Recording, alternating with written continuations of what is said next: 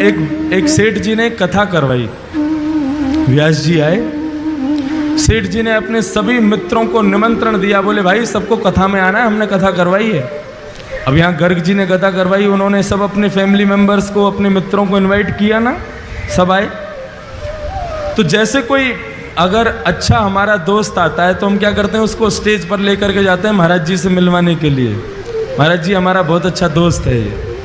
ऐसे ही वो सेठ जी ने कथा करवाई तो उनका एक दोस्त आया, अपने दोस्त को लेकर के ऊपर मंच पर गए और मंच पर जाकर के महाराज जी से मिलवाया। और वो दोस्त जो था वो कभी भजन वजन नहीं करता था, लेकिन अपने दोस्त के कहने पर वो आ गया था कथा में।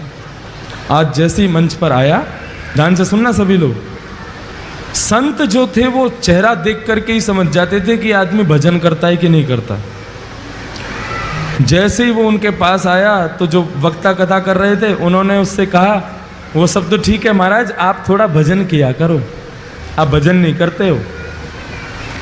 वो आदमी कह रहे, अरे महाराज जहर खाने का समय नहीं है, आप कह रहे हो भजन किया करो। एक सेकंड का समय नहीं मिलता मुझे फैक्ट्री से, आज बड़ी मुश्किल से 5 मिनट निकाल के आया हूं आपकी कथा में आने के लिए, बहुत समझिए आप। संत बोले, अच्छा तुम यदि भजन करोगे ना तो तुम्हारी जो बिजनेस है ना वो 10 गुना ज्यादा तीव्र गति से कमाई करवाएगा तुम्हारा, देख लेना। अब जिसको अपनी बिजनेस की पड़ी रहती है और बढ़े, और उसको तो उपाय चाहिए कैसे भी बढ़े। अच्छा सच में? बोले हाँ, 5 मिनट बस भजन करना है तुम्हें, सब हो जाएगा काम। कहीं भी समय निकालो, 5 मिनट भजन करो। तो उसने कहा कभी भी कर सकते हैं? बोले हाँ कभी भी करो। और उस भले आदमी ने पता कौन सा समय चुना, सुबह सुबह बाथरूम में बैठ करके भगवान का भजन करता था। बाथरूम में बैठे बैठे सीताराम सीताराम सीताराम कहिए, जाहि विधि राखे राम ताहि विधि रहिए। सीताराम सीताराम सीताराम कहिए, जाहि विधि राखे राम ताहि विधि रहिए। ओ सीताराम सीताराम सीताराम कहिए, जाहि विधि राखे राम ताहि विधि रहिए। सीताराम सीताराम सीताराम कहिए, जाहि विधि राखे राम ताहि विधि रहिए। सीताराम सीताराम सीताराम कहिए, जाहि विधि राखे राम ताहि विधि रहिए। सीताराम सीताराम सीताराम कहिए, जाहि विधि राखे राम ताहि विधि रहिए। बाथरूम में बैठा बैठा वहीं गाता था। पेट भी साफ हो रहा है, मन भी साफ हो रहा है, दोनों एक साथ हो रहे। हनुमान जी का एक नियम है, जहां कहीं भी भगवान के भजन कीर्तन चलते हैं, प्रभु चरित्र सुनवे को रसिया, प्रभु चरित्र सुनवे को रसिया। ओ प्रभु चरित्र सुनवे को रसिया। ओ प्रभु चरित्र सुनवे को रसिया।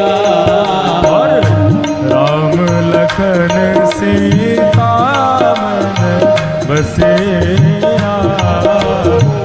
राम लखन सीता मन बसिया। हनुमान जी प्रभु के चरित्र को सुनने के लिए बहाने ढूंढते रहते हैं। अरे कहीं कोई कीर्तन कर रहा हो, कहीं कोई कथा कर रहा हो, मुझे वहां भेज दो, मैं वहीं रहूंगा। अब जैसे ही सुना, अरे वाह बड़ी बढ़िया कीर्तन की ध्वनि आ रही है, सीताराम सीताराम सीताराम कहिए, जाय विधि राखे राम ताहि। हे रघुनंदन श्री राम, ये जहां कहीं भी कीर्तन चल रहा है आप कृपा करके मुझे वहां प्रकट कर दीजिए। और भजन कहां चल रहा था? भजन बाथरूम में। हनुमान जी महाराज ने आंख बंद की और जैसे ही पहुंचे,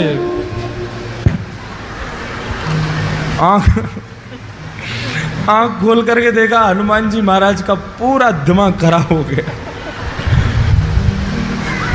क्या कर रहा है भाई? बोले भजन कर रहा हूं। यही जगह मिली थी तुझे भजन करने की? एक तमाचा मारा खींच करके उसको, रुक जा तेरी शिकायत करके आता हूं अभी राम जी से। कभी हनुमान जी का ऐसा दिमाग खराब हुआ, सीधे भगवान। अब इसका मतलब ये मत सोचना सुबह सुबह आप भी कहीं भी कर लो भजन, तो कोई बात नहीं है। हनुमान जी महाराज सीधे राम जी के पास पहुंचे। राम जी के दरबार में जैसे ही पहुंचे, राम जी महाराज बड़े दीनहीन सा मुख बना करके दर्द के मारे करा रहे थे, बैठे थे चुपचाप।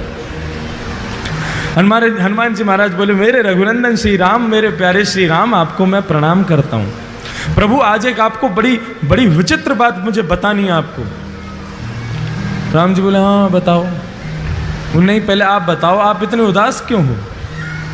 नहीं कुछ नहीं, ऐसा कुछ नहीं। नहीं नहीं प्रभु बताना तो पड़ेगा आपको। अरे भाई बोला ना कुछ नहीं। प्रभु आपको मेरी सौगंध, बताइए ना क्या बात है। मैं आपको दुखी नहीं देख सकता, आप एक बार बताइए तो सही क्या कष्ट है।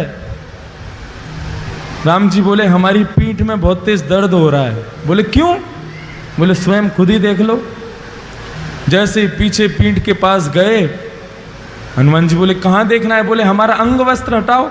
अंगवत जैसे ही हटाया महाराज, बानर के पंजे का निशान बना हुआ था वहां पर। हनुमान जी महाराज बोले, प्रभु किस बानर की इतनी हिम्मत हो गई, मेरे होते हुए आप पर प्रहार किया उसने? राम जी बोले, बस ऐसे ही है, कुछ लोगों को ज्यादा ही छूट मिल गई है। बोले नहीं नहीं प्रभु आपको बताना तो पड़ेगा, ये लगी कैसे आपको? राम जी बोले, हम नहीं बोलेंगे। बोले नहीं नहीं प्रभु बताना पड़ेगा। बोले हम नहीं बताएंगे।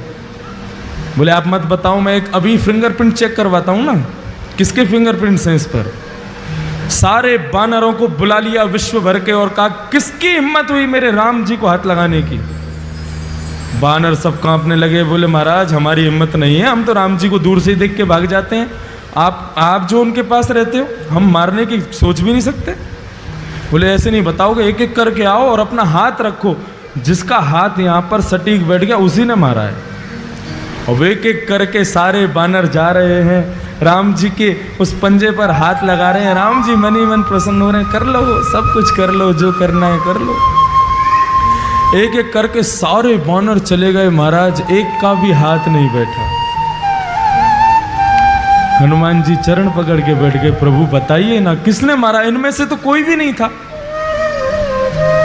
अच्छा बता दूं? बोले हाँ बताओ। तुमने अपना हाथ लगा के देखा क्या? हनुमान, अच्छा मैं आपको लगता है मैं मारूंगा? नहीं मैं मार तो नहीं सकते, पूछ रहा हूं तुमने लगा के देखा? बोले नहीं। एक बार देख के आओ। हनुमान जी महाराज पीछे गए, घबराने लगे, कांपने लगे। बोले मैं हाथ कैसे लगाऊं? और जैसे जैसे हाथ पास आता जावे वो वैसे वैसे मैच होता जावे। और जैसे ही रखा बिल्कुल उसी शेप का था जिस शेप का हनुमान जी का हाथ। हनुमान जी रोने लगे, प्रभु मुझसे ये अपराध कैसे हो गया? तब राम जी कह रहे हैं कि भक्त भक्ति भगवंत गुरु चतुर नाम वपुए,